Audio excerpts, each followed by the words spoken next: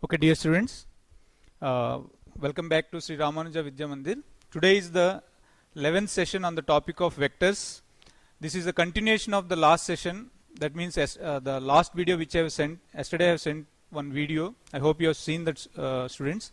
In that video, I have told basically what is the resolution method and how to apply that resolution method for adding two or more than two vectors, students. I hope you have seen that video. If you have seen that video only, then you can follow this one, because I have given some homework, I think 5 questions at the end of the video. So today we'll start with the solution of those 5 questions and then we'll move on into further topics. So let us begin today's session, students. So I have given 5 questions as the homework. Okay. So in that 5 questions, basically those 5 questions are application of resolution of vectors, how to apply resolution of vectors. So now let us see, students, the solution for the homework. So this is the first and foremost question. Find the resultant. Okay. So here more than two vectors are there, their magnitudes are given and the angles also are given. Of course, specifically one angle sin 23 value also they have given. I hope you have done the homework, students. So I think the answer which I have written here you must have got. So now let us see, students. So first and foremost, if you want to apply the resolution method, what you should do, students? You should write down each and every vector in its components. That means x component and y component. And I already told you that if a vector is in a particular quadrant, what will be the sign of x component and what will be the sign of y component. Okay. If you want, I'll just show once again. When a vector is in particularly in a quadrant, suppose let us say a vector is in first quadrant. Okay, students. So here a vector is in first quadrant. So now its components. What will be its components, students? These are the components. One is this one is this one. Okay. So this is called x component, this is called as y component. Okay. So x component is positive, y component is also positive. And now suppose if I take the vector to second quadrant, then what will happen, students? X component will be negative. This side you can see the arrow, you can see, students, here. It is towards negative x-axis, whereas y component is towards positive y-axis. And suppose if I take the vector to third quadrant, then here ax, that means x component is towards negative and y component is also negative because it is downward towards negative y-axis. And suppose if I take the vector towards fourth quadrant, okay, then x component is positive, y component is negative. So that's how you should know if a vector is in a particular quadrant, what must be the sign of its components. Okay. So now let's go back to our problem. Okay. So here right now p vector is in first quadrant, students. So therefore this is the solution. So first let us write p vector.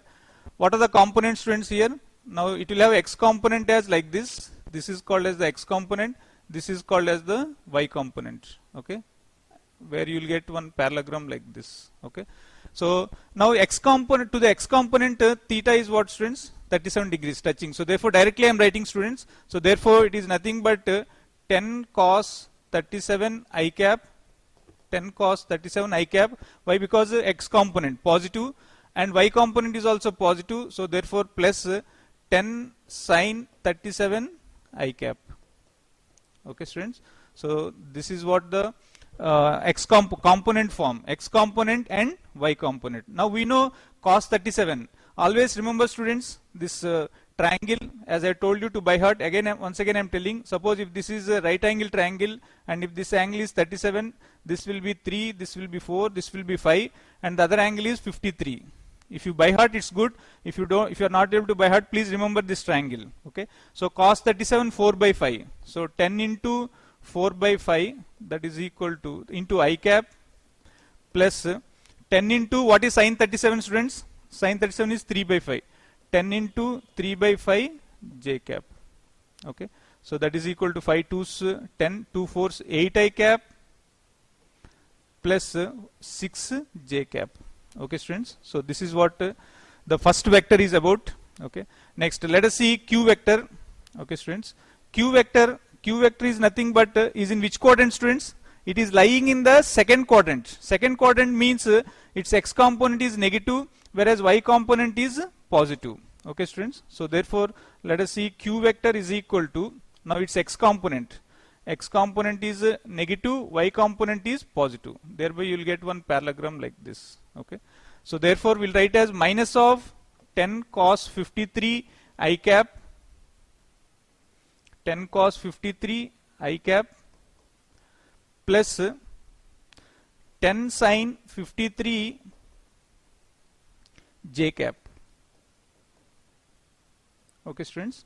So that is equal to 10 cos 53. Cos 53 how much, students? Cos 53 3 by 5. So therefore minus of 10 into 3 by 5 I cap plus 10 into sin 53. Sin 53 is 4 by 5. 4 by 5 j cap. So that is equal to how much here?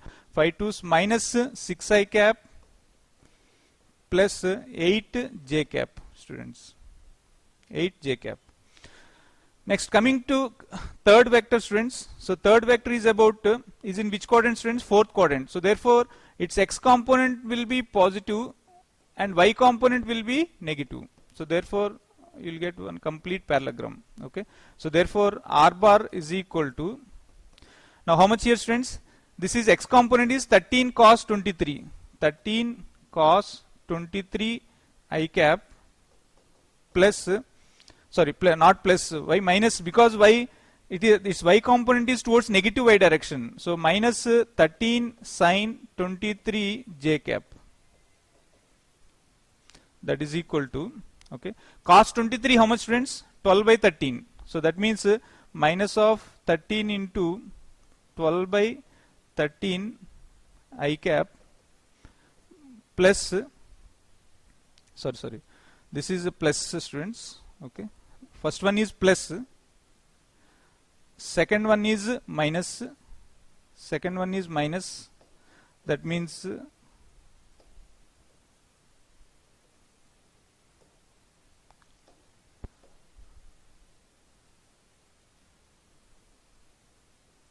second one is minus, so which implies minus of, okay, students, 13 sin 23. Sin 23 is how much, students? 5 by 13. So 5 by 13 j cap. So that is equal to 13. So that means 12 I cap minus 5 j cap. Okay, students. Now if you add all the resultant, students. Now if you want the resultant, what is the resultant, students? So resultant, final resultant is equal to sum of all the vector, students. So resultant is equal to, now add all the I components, students. 8 minus 6, how much, students? 2. 2 plus 12, 14. So therefore 14 I cap. Then 6, add all the j components. 6 plus 8, that means how much? 14. 14 minus 5, that means how much, students? 19. So plus 9 j cap. So therefore the answer is 14 I cap plus 9 j cap. I hope, students, I think most of the students you must have got, but I am explaining this for those students who are not done. Okay, so those students who are done, you can just carefully see how I am doing. Okay, so this is about the first question, students. Next one, coming to the next question. Find the resultant. This is also resultant only, students, but only thing is here the vectors are not given at the origin. All the vectors are not given at the origin, but we can always shift the any vector parallel to itself. Correct or not, students? So therefore in that sense this vector can be shifted like this and this vector also can be shifted like this. Now it becomes like a normal problem similar to what we have done in the first one. Okay, so but still we can keep the vectors wherever they have given, like this only we can keep it, and just we'll write the vectors in its components form, that's all. Okay, so now let us see, students. Okay, so first one, as usual, first one let us see. First one, let us say this is p vector, this is q vector, this is the r vector. Okay, students.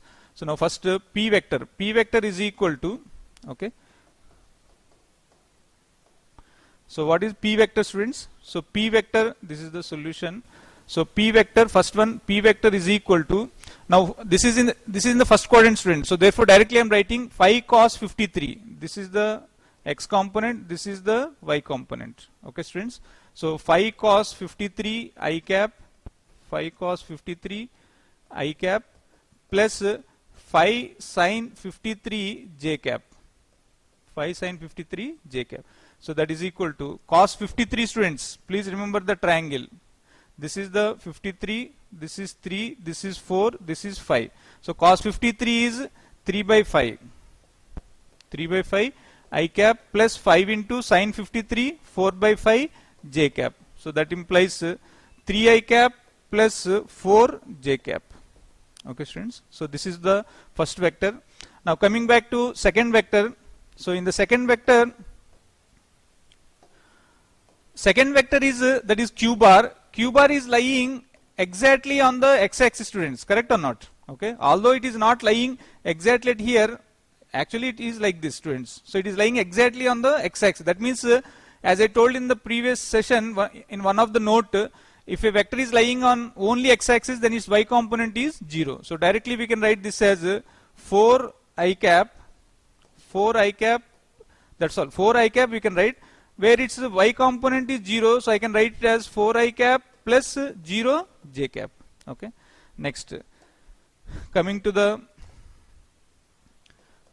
third vector, that is r vector, students. So r vector. Now r vector is actually according to the direction of arrow. It is in which quadrant, students? It is in the second quadrant. Okay, students. So if you want, you can see, depending on the direction of the arrow, we should determine in which quadrant it is. It is in the second quadrant. We cannot put it like this. Correct or not, students? Okay, we can put only like this. We cannot put in third quadrant like this or fourth quadrant like this. We can put only in the first. That means just by seeing the direction of arrow, we can tell in which quadrant it is. It is definitely in the second quadrant, students. And now what is the angle made by this vector with the x-axis or y-axis we want, students? So therefore, now this is like in second quadrant, students. So now here the given angle is this total angle is 135. That means this is how much, students? Because total angle is 180, so this is 45. That means with the negative x-axis, with x-axis it is making 45. So that means its components, x component and y component. X component is negative, y component is positive, students. So therefore I can write it as minus of 4 root 2 cos 45. Why I have written minus, students? Because it is towards negative x-axis, and y component is plus. So that means 4 root 2 sin 45, students. 4 root 2 sin 45 j cap. So that implies we know cos 45 is 1 by root 2 into I cap plus 4 root 2 into sin 45 1 by root 2 into j cap. So that is equal root 2 gets cancelled, which implies you will get as minus 4 I cap plus 4 j cap. So therefore, now what is the resultant, students? Resultant is equal to, resultant we can write the sum of all the vectors is just nothing but addition of all the I components and all the j components. Here first vector 3 I cap, then 4 I cap, then minus 4 I cap. That means minus 4 plus 4 will get cancelled. That is equal to 3 I cap. And as far as y component, 4j, 0j and 4. So that means 8j. So therefore plus 8j. So this is the answer, students. Okay, which is what I have given in the question. Okay. So this is the second question. Now coming to the third question which I have given. This is also simple question, students. Okay. Two vectors and angles are given. First vector is lying in first quadrant just by seeing the direction of arrow, and second vector is lying in the fourth quadrant just by seeing the direction of arrow. So let us name this vectors as p vector and q vector. Okay. So what is the p vector, students? P vector is equal to, since it is in first quadrant, its x component is positive, y component is also positive. So directly writing 10 cos 30 I cap plus 10 sin 30 j cap. So that is equal to cos 30 is root 3 by 2 I cap plus sin 30 is half. So that is equal to 5 root 3 I cap plus 5 j cap, students. Okay. Next one, q vector, students. What is q vector, students? Here it is in the fourth quadrant. Fourth quadrant means x component is positive, but whereas y component is negative, towards negative y axis. So therefore it is how much, students? 8 cos 60 I cap minus 8 sin 60. Why I have written minus, students? Because it's y component. Y component is towards downwards. Sin y I have written because whichever side is touching to the angle, that side is cos, the other side is sin. That's all. So that is equal to 8 cos 60 is half minus sin 60 is root 3 by 2 into j cap. That is equal to 4 I cap minus 4 root 3 j cap. So now these are the two vectors, students. So therefore resultant will be given by, of course here they have not given the resultant in terms of I cap and j cap, but they have given the magnitude of the resultant. So how to get the magnitude, students? Root over rx square plus ry square, resultant x component square plus resultant y component square. So first of all calculate the resultant in vector form. Vector form means just add the x components. 5 root 3 plus 4. So therefore 4 plus 5 root 3 I cap plus 5 minus 4 root 3 j cap. Because this is 5, this is minus 4 root 3. So therefore this is the resultant, students. Now if you want the magnitude of this resultant means what is the magnitude of the resultant, students? As I told you in the previous sessions, the magnitude of the resultant is given by here.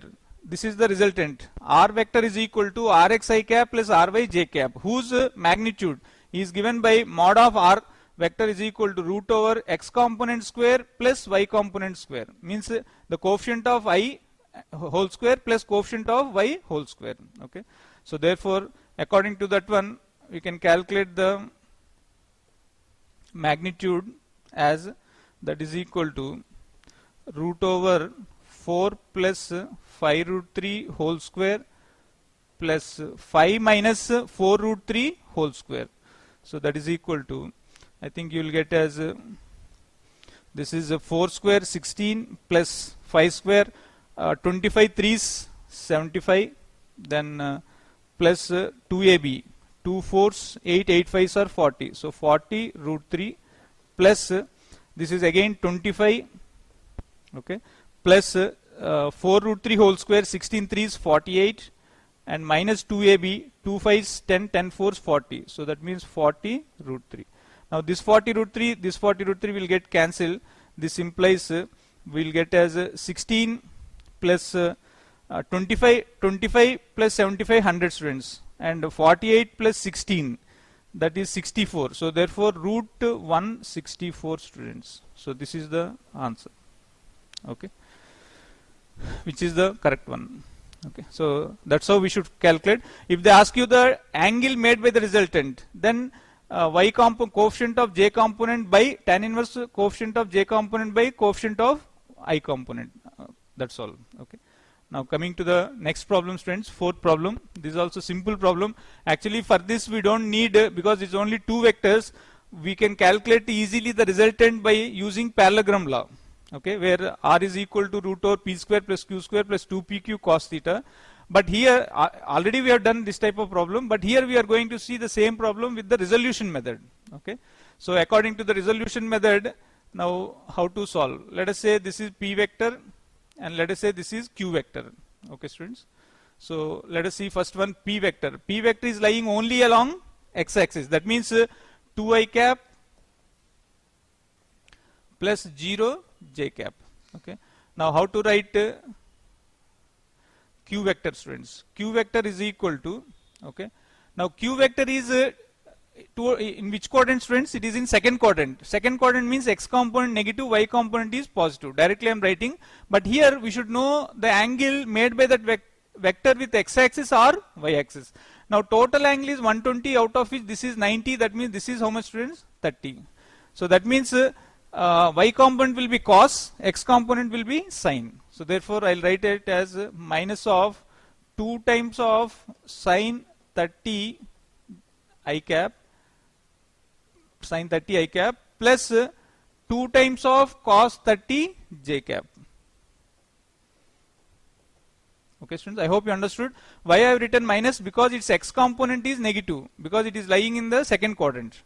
So therefore, minus 2 times of sine 30 is half into I cap, plus 2 times of cos 30 is root 3 by 2 into j cap.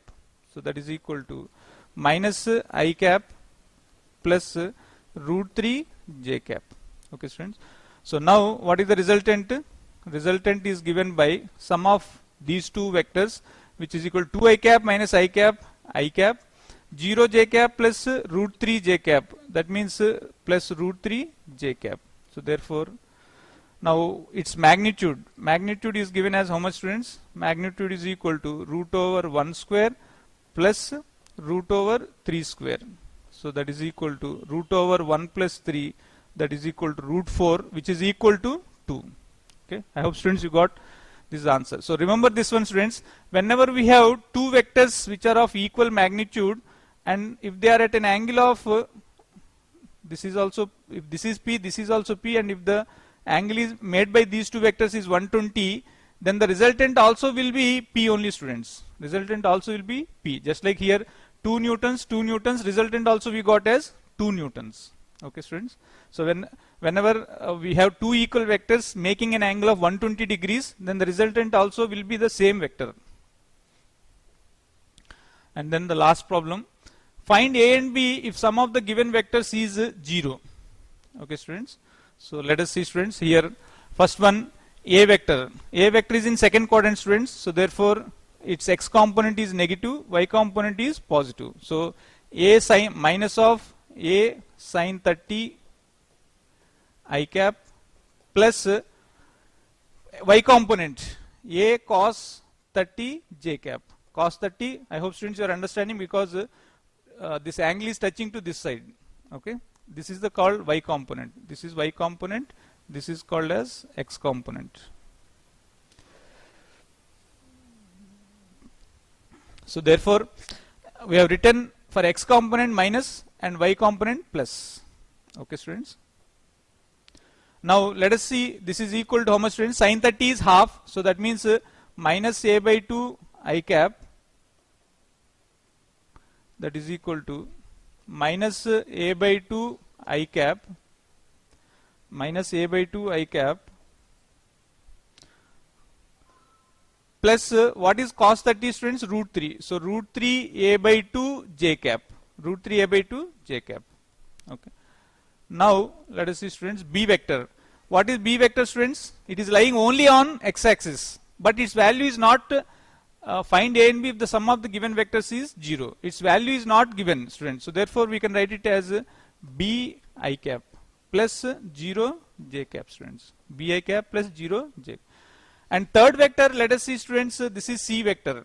So C vector is lying only on negative y-axis. So that means its x component is 0. So 0 I cap minus 10 j cap.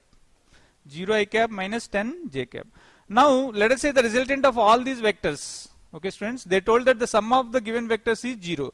Suppose if the resultant of all these vectors is d cap, which is nothing but d vector, which is nothing but d vector is equal to a vector plus b vector plus c vector. That means we just have to add all the x components. Here first x component is how much, students? Minus a by 2. Here b. Here 0.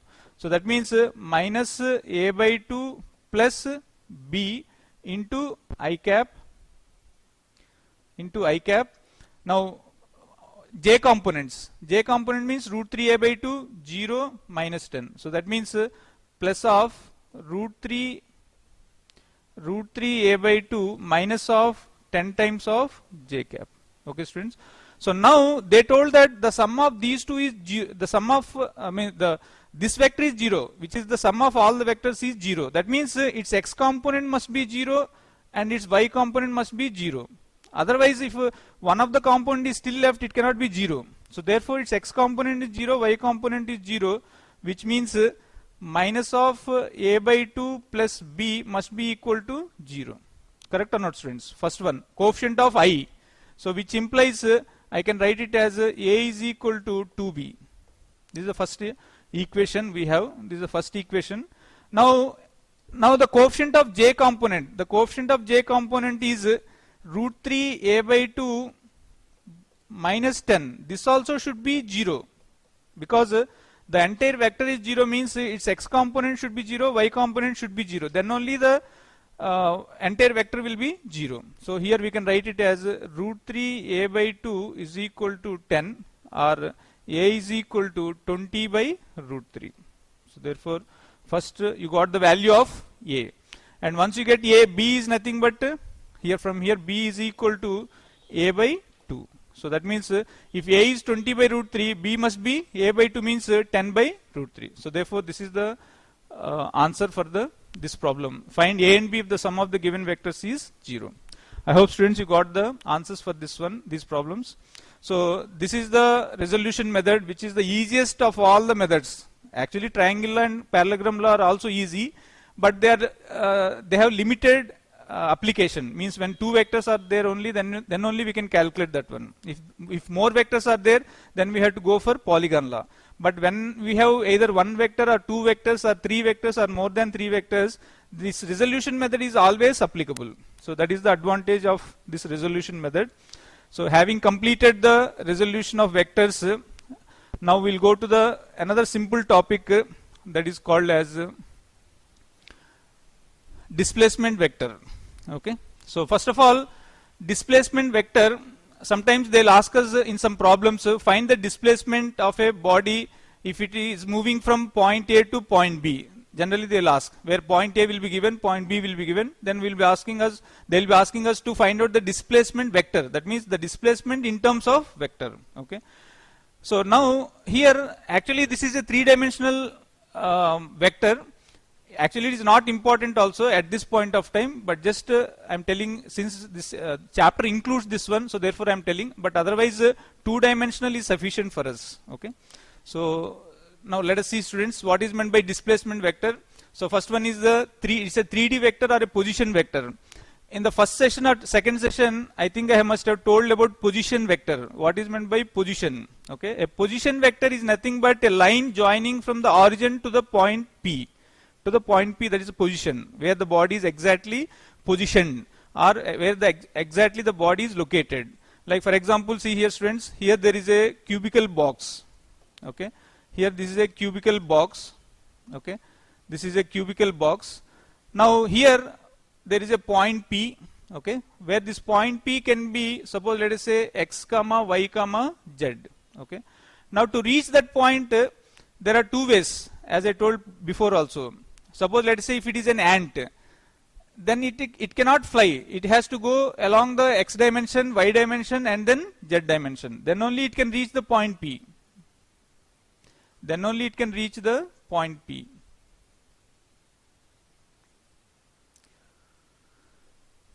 Then only it can reach the point P. Okay, students. So here you can see. So suppose if it is an ant, then it has to travel like this, first in x direction, then in y direction, and then in z direction. Then only it will reach this point P. But whereas a fly can directly fly from here to origin to the point P. Okay. So whether the fly flies from point O to point P, or the ant goes from O along x-axis and then y-axis and then z-axis, finally for both the things, for both the living entities, the displacement is same, because displacement is nothing but the line joining from the initial point to the final point. For the fly, this is the initial point, this is the final point. For the ant also, this is the initial point, this is the final point. Only thing is the ant has to travel more distance. Whereas in case of fly, the distance and the displacement are one and the same. But in case of ant, the distance is different from displacement. Okay, students. So the point P, x comma y comma z, which means along x direction it has to travel x, along y direction it has to travel y, and along z direction it has to travel z. Okay, students. For example, here another diagram is there. Here you can see here.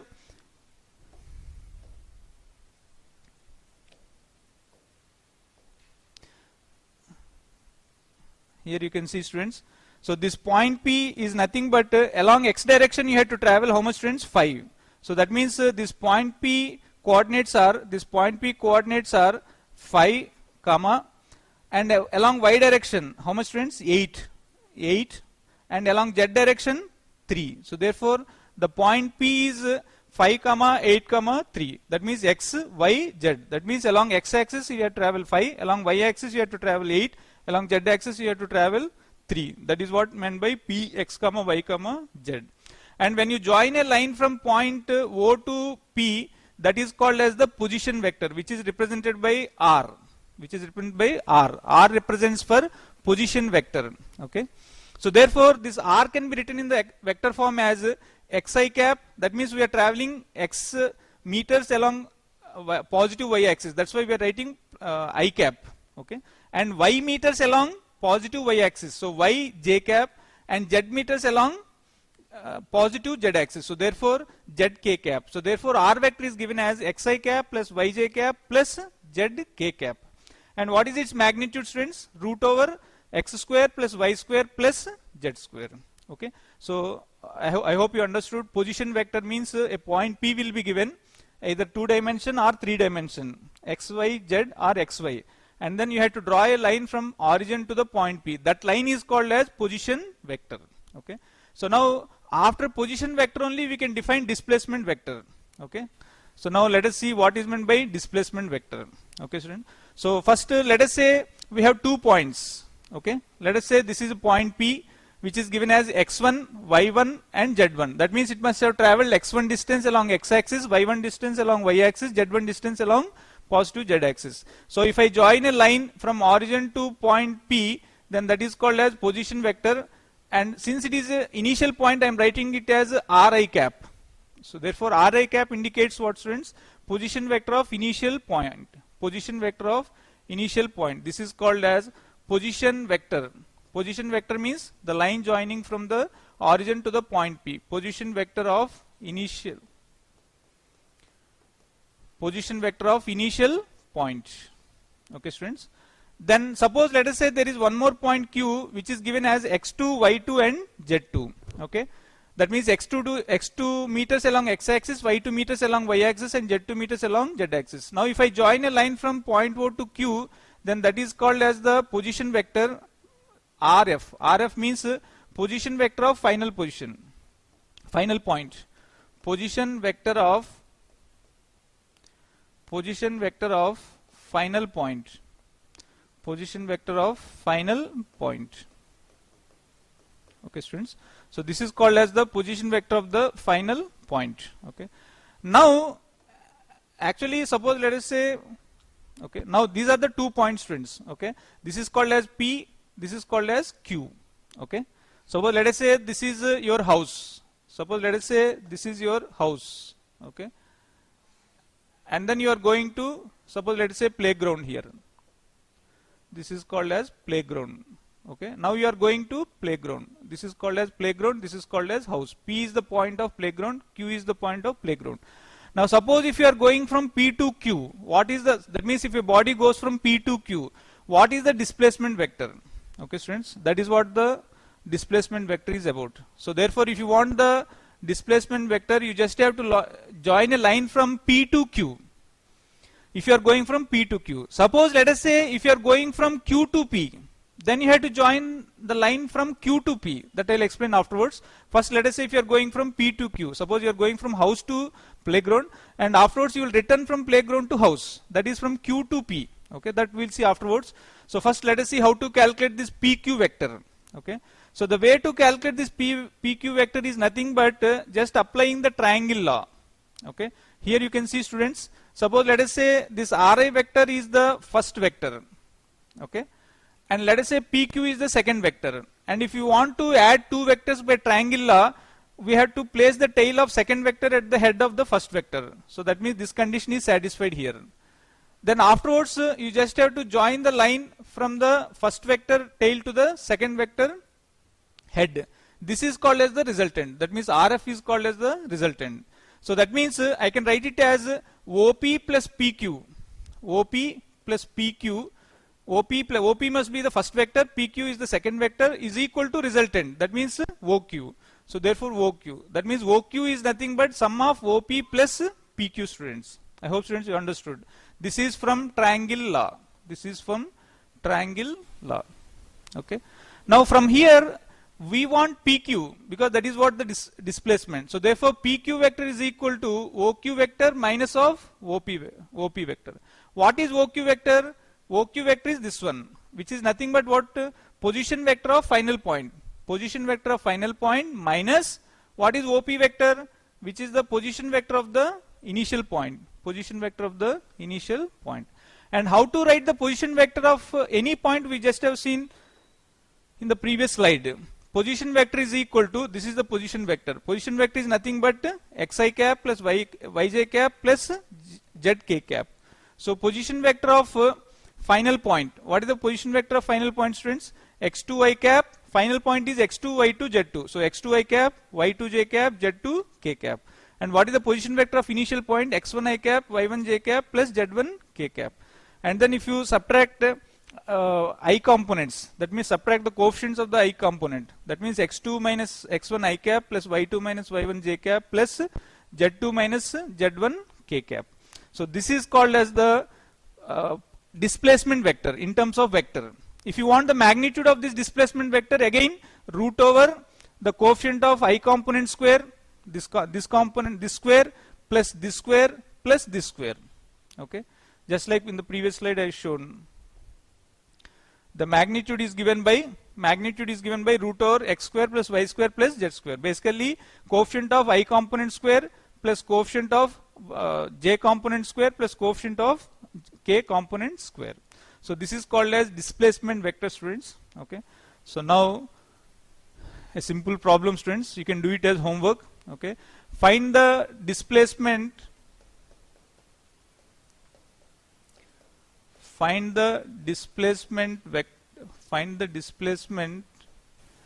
vector if a body goes from, you can do this as homework, if a body goes from P to Q and Q to P. Q to P. Okay, students. P to Q, just now I told. P to Q is nothing but what, students? Okay, just now I told. P to Q means position vector of final point minus position vector of initial point. That means x2 minus x1 plus y2 minus y1 j cap plus z2 minus z1 k cap. That means this is the final. This is the final point. So therefore this will be x2 y2, this is x2 y2 z2, this will be x1 y1 z1. Just you have to subtract. This you can do it easily. Suppose second question, q to p. Q to p, students.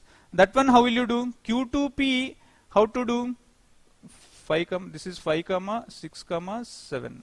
Q to p, how to do, students? Q to p, if you have to do, then you have to take first vector as this one, students, q. So that means if I join a line like this, suppose let us say I join the line like this. This is called as R initial vector. R initial vector, because this is the first point. I am starting from Q, no? Then what is the final point, students? P. So therefore this will be the position vector of P. This will be the position vector of the P. This can be written as RF, final vector.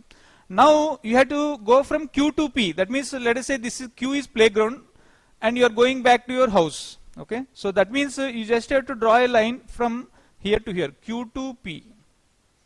Q to P. Now you see the direction of arrow, students. Now I want QP. Okay, so according to triangle law, first I have to apply triangle law, students. So triangle law I have to apply. So if I have to apply triangle law, I have to make sure that the two vectors, okay, suppose let us say if I take this initial vector Ri, this is head here, second vector is QP, this is the tail of the second vector is connected to the head of the first vector, that is correct. And the resultant should be this one only, the P vector. This is called as the resultant. So that means I can write it as OP vector is equal to OQ vector plus QP vector. Correct or not, students? This is the resultant. These are the two vectors. When we are adding, you are getting the resultant. Now I want QP only, students. So therefore QP is equal to OP vector minus OQ vector, students. So that means OP vector you know how to write, OQ vector you know how to write. Okay, and then you can calculate the magnitude of the this one displacement vector from Q to P. Okay, so I hope students will do this as homework. First one is easy, second one also I told. You just have to substitute the values and get. Okay. Next one small point is there, that is called as directional cosines. This is also not important, but they'll mention it. Means the practical utility may not be there in our intermediate physics, but later on it may be useful. So just as a part of syllabus, we have to learn this one. This is called as the directional cosines of a vector. Once you understood a 3D vector, okay student, just now I told point P, x comma, y comma, z. It means it has to travel x meters along x axis, y meters along y axis, and z meters along z axis. Then if you join a line from point O origin to that point P, that is called as position vector or three-dimensional vector. Okay students. Now after joining that one, that means I'll show it here.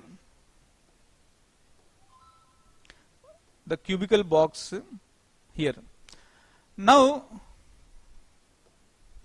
this is the three-dimensional vector, students. Either you can see in this one or in this one. Okay. So now here you can see, students.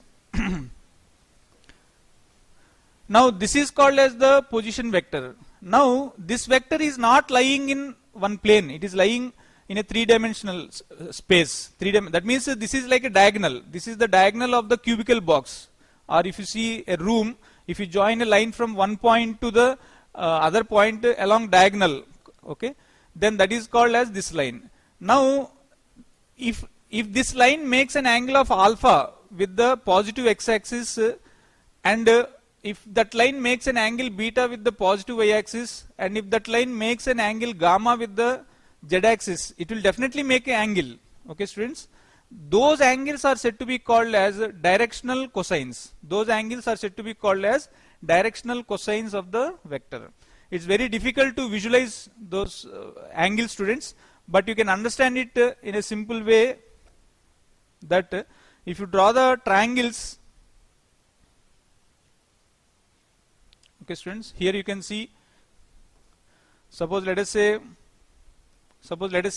this is the position vector, this is the position vector r cap. Now the angle made by that one diagonal with the positive x-axis is alpha, with the positive y-axis is beta, and with the positive z-axis is gamma. So this cosine of these angles, cos alpha, cos beta, and cos gamma, are said to be called as directional cosines of the vector r bar. Okay students. So now how to get those values and how to visualize that is, first let us say alpha, beta, gamma are the angles made by the position vector r with x, y, z axis respectively, students. Okay. Now actually with that vector, if you draw triangle, students, suppose let's say I'm just enlarging one diagram here.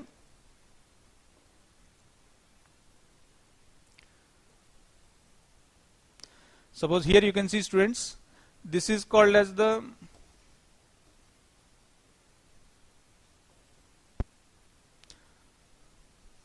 here you can see, students, this is x-axis, this is y-axis, and this is z-axis. Okay, this is called as x-axis, this is called as y-axis, this is called as z-axis.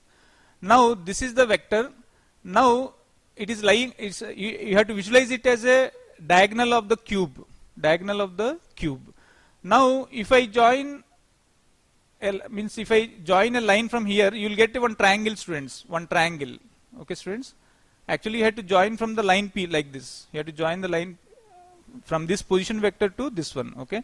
Then you will get one triangle where this is the one point is the origin. The other point is when the line joins or intersects